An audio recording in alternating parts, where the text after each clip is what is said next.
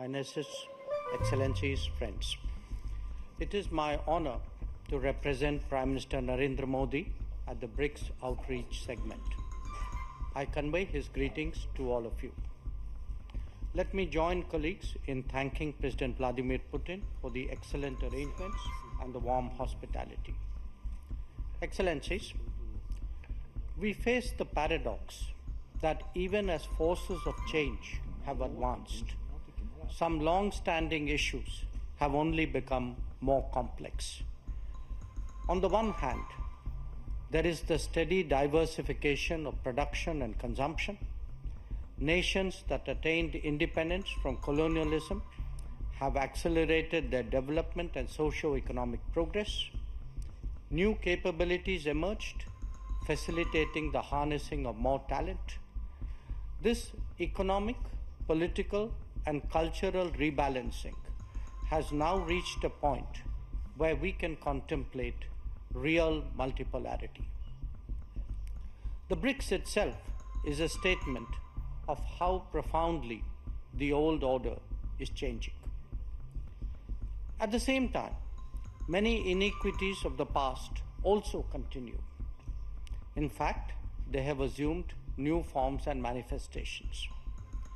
We see that in the access to developmental resources and modern technology and efficiencies. Let us also recognize that the benefits of globalization have been very uneven.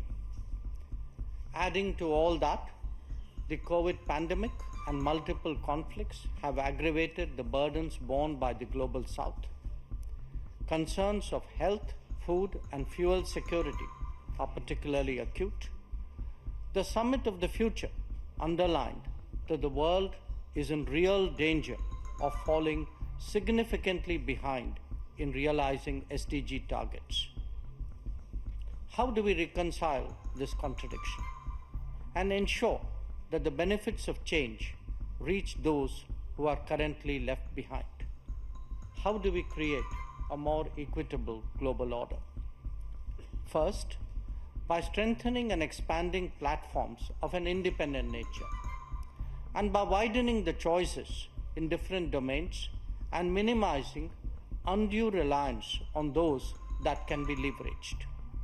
This is really where BRICS can make a difference for the global South.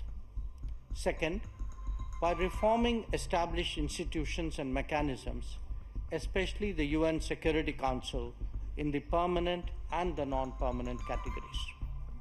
So too, the multilateral development banks, whose working procedures are just as outdated as that of the UN.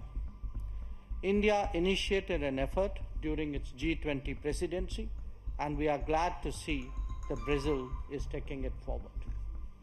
Third, by democratizing the global economy through creating more production hubs. The COVID experience is a sharp reminder of the need for more resilient, redundant, and shorter supply chains. For essential needs, every region legitimately aspires to create their own production capabilities.